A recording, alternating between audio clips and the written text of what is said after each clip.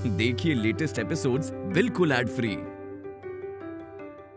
Bharat Ratna doctor Bhimrao Ambedkar को कोटि कोटि नमन। ये कार्यक्रम डॉक्टर भीमराव अंबेडकर के जीवन पर आधारित है, जहां भारत की जनता के प्रति उनकी योगदानों को पूरी सजगता से चित्रित और रेखांकित करने का प्रयास है। कार्यक्रम में दिखाई गई घटनाएं लब्ध प्रतिष्ठ पुस्तकों से ली गई हैं। इस कार्यक्रम के जरिए चैनल की ओर से एक विश्वसनीय, सजग और सकारात्मक प्रयास है कि डॉक्टर बाबा साहेब भीमराव अंबेडकर के जीवन की संघर्ष यात्रा एवं गौरव गाथा पूरे आदर के साथ घर घर पहुंचे और उनके योगदानों से सभी संपूर्णता में परिचित और आह्लादित हों। डॉक्टर साहब, कुछ तो कहिए। बोलिए बोलिए। ये ठीक है।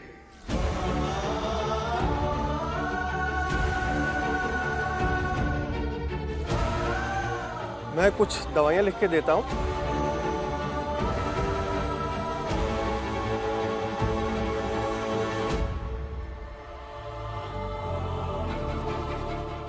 आप ये ले लीजिए और इन्हें घर पे लेके जाइए और इनका इलाज कराइए। और हाँ, इलाज तब तक कराइए जब तक ये पूरी तरह से ठीक नहीं होते हैं। हम सब कुछ कर लेंगे, आप बस बताते रहिए कि इनका इलाज कैसे करना है ताकि ये जल्द से जल्द ठीक हो जाए। ठीक है।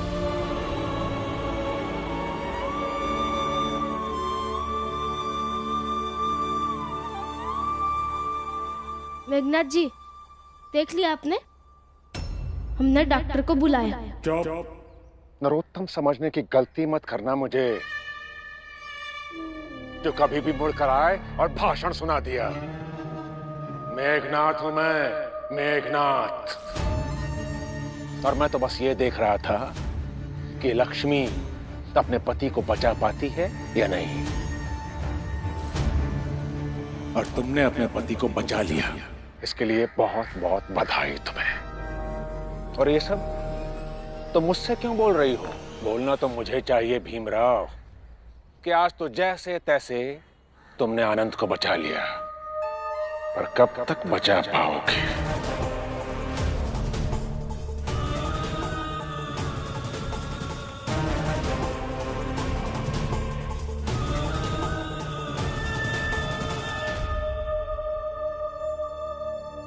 जल्द से जल्द भैया को घर ले चलते। आइए।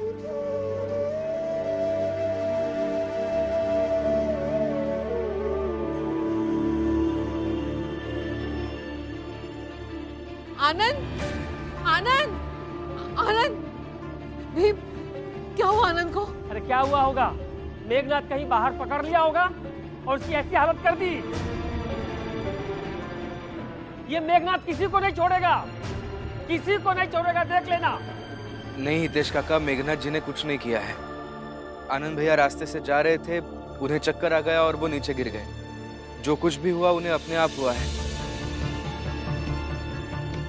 लेकिन हाँ, चक्कर आने के बाद मेघनाथ जी ने जो नाटक किया वो एक अलग बात है। कैसा नाटक? अगर आनंद की पत्नी लक्ष्मी दौड़कर अस्पताल जाए और वहां से वक्त रहते डॉक्टर को लेकर आ जाए तो हमें कोई ऐतराज नहीं।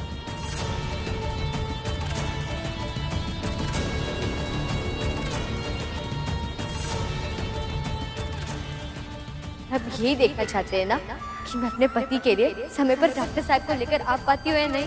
तो देखिए मैं डॉक्टर साहब को कैसे लेकर आती हूँ। लेकिन समय पर डॉक्टर साहब आ गए, मैंने दवा दे दी, अब ये ठीक है। बस अब डॉक्टर साहब ने कहा इनका इलाज बीमारी ठीक होने तक निरंतर करना होगा।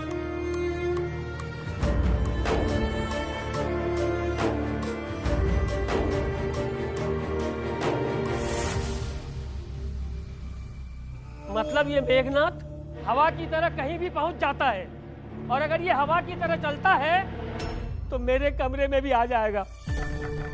ए हितेश भाऊ, कोई ना घुस रहा तुम्हारे घर में, बस शांत रहो।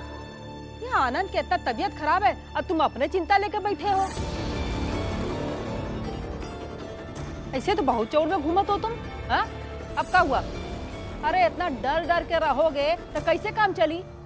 ए फुलिया, ऐसे कौनों के डर के खिल्ली नहीं उड़ावा जात है। अब हमरे और नंदू के साथ जौन भवा, ओके बाद हितेश भाव के हालत का समझ सका तो ना, तो समझाओ। हाँ फुलिया, समझो।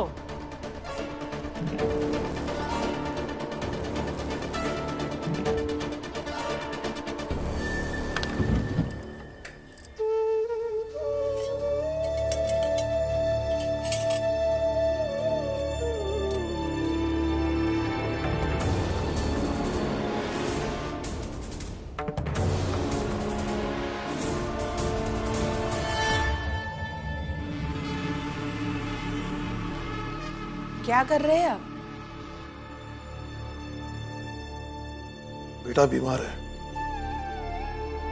डॉक्टर ने कहा है कि उसका इलाज निरंतर करना बहुत जरूरी है, तो उसके लिए पैसे देने चाह रहा हूं। आने वाली पेंशन भी उसी में ही जाएगी। ये रख लो।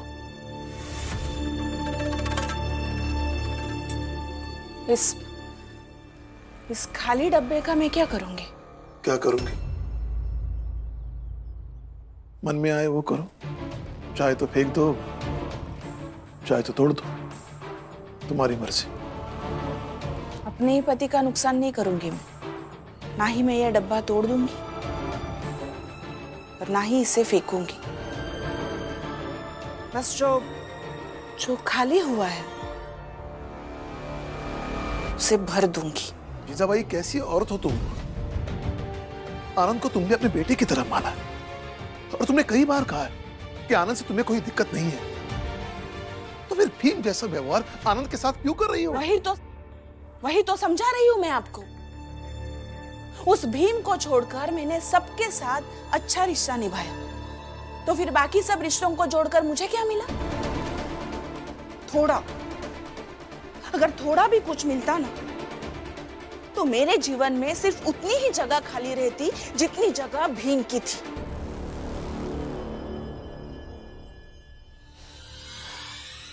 अगर मुझे देखकर आपको ऐसा नहीं लगता कि मेरा जीवन पूरा खाली ही है?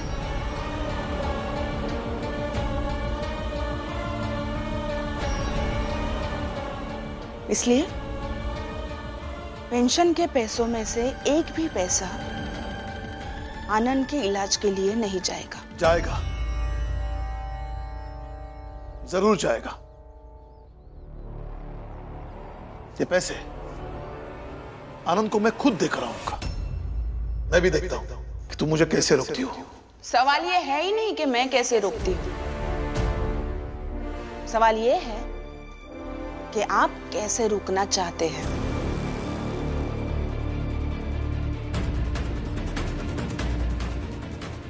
बंद कमरे में ही पैसे लौटाओगे या बाहर जाकर नाटक करूं तो फिर भीम और रमा के समझाने से पैसे लौटाओगे? सोच लीजिए, आराम से सोच लीजिए। मैं यही खड़ी हूं। यही तो मैं आपको समझाना चाहता हूँ। हम परिवार वाले हैं, हमें आमने सामने खड़ा नहीं होना है। एक दूसरे के लिए एक दूसरे का सहारा बनकर एक दूसरे के साथ खड़ा होना है। बाबा, आपने जो हम सबको कसम दी है कि हम आई को वापस नहीं लाएंगे, उसे वापस ले लीजिए ना। बाबा, आप अपनी पत्नी को ससम्मान घर के अंदर लेकर जाइए। हाँ बाबा, आई को अंदर लेकर जाइए। क्या सोच रहे हो? अच्छा, भीम की याद आ रही है ना?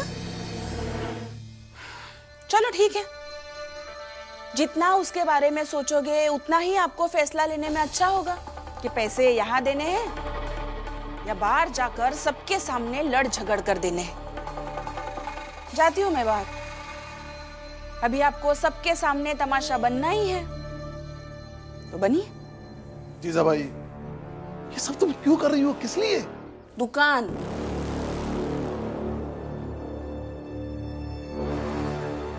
दुकान खोलना है मुझे।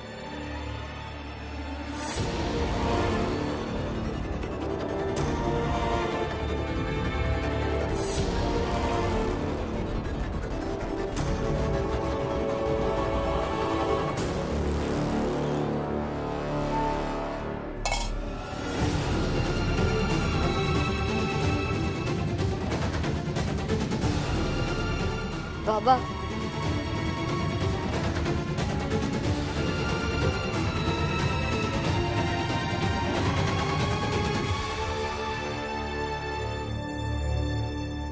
उन्हें कुछ भी नहीं होगा और हम भले ही पैसों में उनकी मदद ना कर पाए, मगर आपका आशीर्वाद और साथ पैसों से कम है क्या?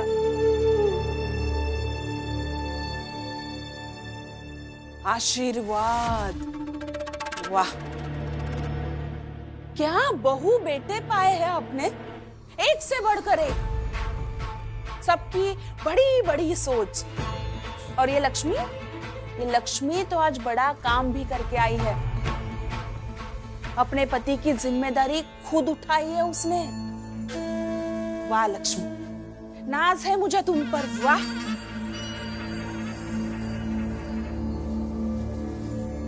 बाबा,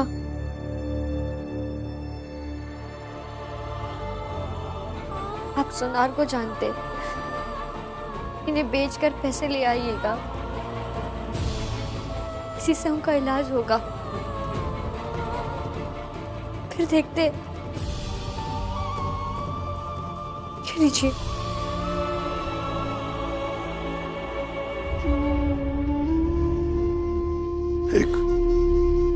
एक बूढ़ा ससुर अपने बहू के गहने बेचने के लिए ले रहा है ताकि अपने बेटे का इलाज हो सके।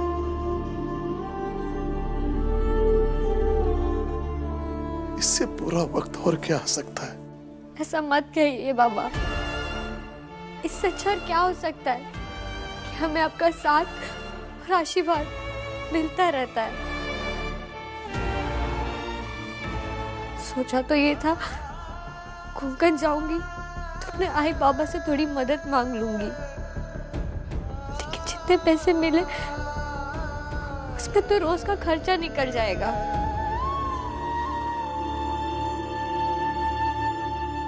ये कान की बूंदी बेचकर उनका इलाज शुरू हो जाएगा और तब तक मैं कोई काम ढूंढ लूंगी। पर आप परेशान मत होइए बाबा। आप जाइए, उन्हें होश आ गया। बेटे हैं आपके, आप पास में रहेंगे तो उन्हें अच्छा लगेगा। ये लीजिए।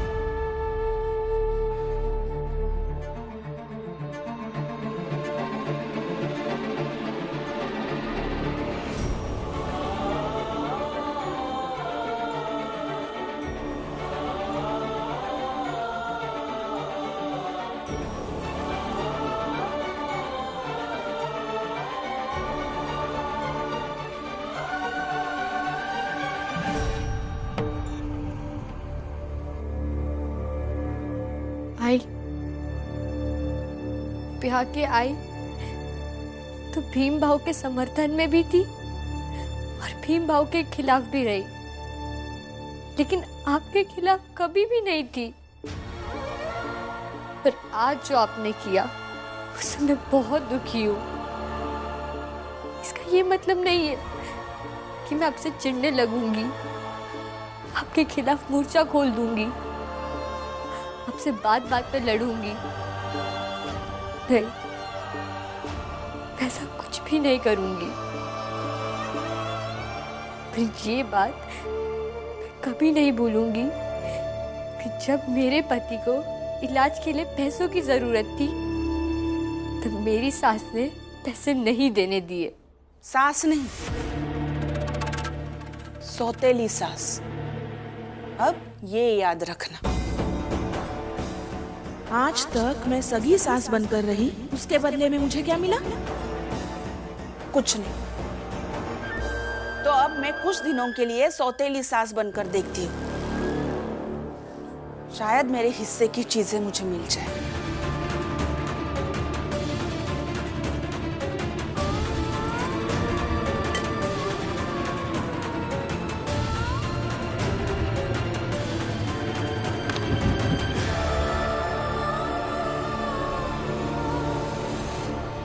आइए आराम से, आराम।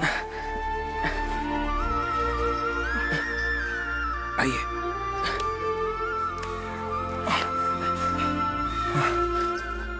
अब ठीक है? हाँ हाँ भाई, ठीक हूं मैं। अगर आनंद भैया आप अपना सारा सामान लेकर घर छोड़कर भाग क्यों गए, और वो भी हमें बिना बताए? हम आपके लिए इतने पराये हो गए हैं क्या कि आपने हमें बताया तक नहीं? नहीं रमा, ऐसी बात नहीं थी। लक्ष्मी भी नहीं थी और मैं किसी को परेशान नहीं करना चाहता था, इसलिए सोचा कि कोकण चला जाता हूं। पर वहां जाने से पहले ही ये सब हो गया। आनंद,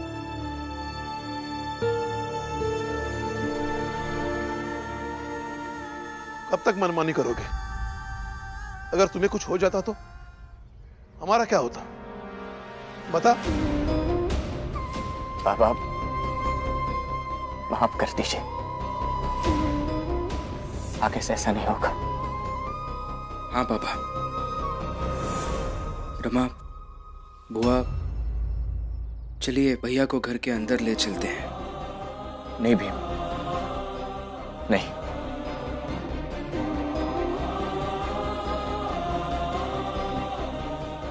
दलिया अम्मा हमारा ख्याल रखती है। हाँ, वो बिल्कुल रखती है, लेकिन आपसे हम आपका ख्याल रखें। और मैं कुछ नहीं सुनूंगी, चलिए घर। नहीं, आनंद हमारे घर नहीं आएगा।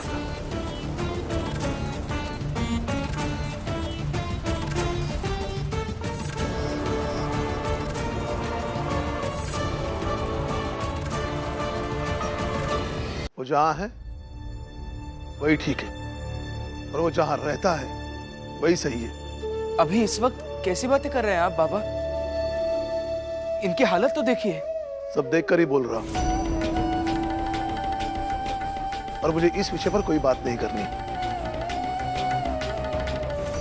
मेरा घर है, मैं तय करूंगा कि मेरे घर में कौन रहेगा और कौन नहीं रहेगा।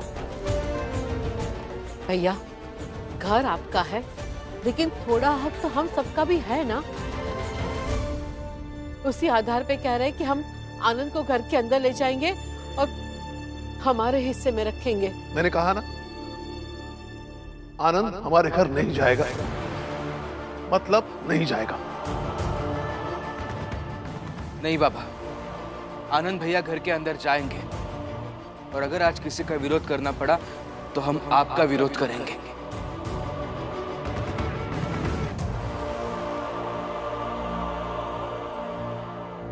भैया उठिए, आप चलिए अंदर। नहीं, मैं और ये दलिया माँ के पास ही ठीक है। दीदी, जा बेटे, इसे घर लेकर जा। चलिए आप। रमा, संभाल के।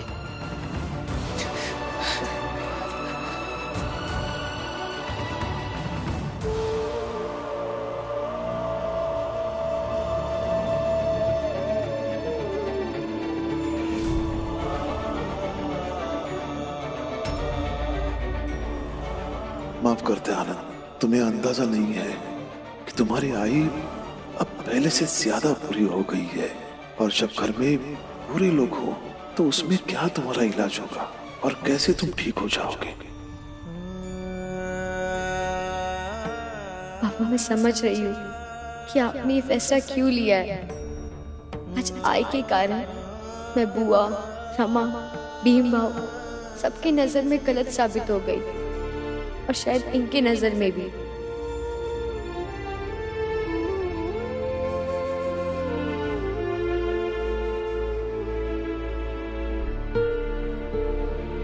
भीमराव, अब तुम ही बताओ कि मैं क्या करूं? सारी परिस्थितियों की जड़ तुम हो, तो तुम ही इसका हल करो।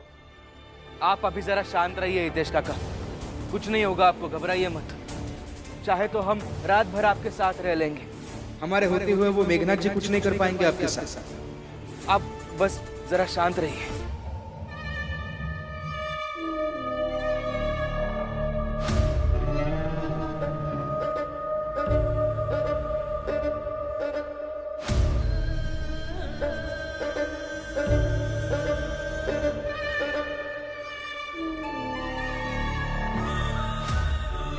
देश के साथ आज रात कुछ तो करना पड़ेगा।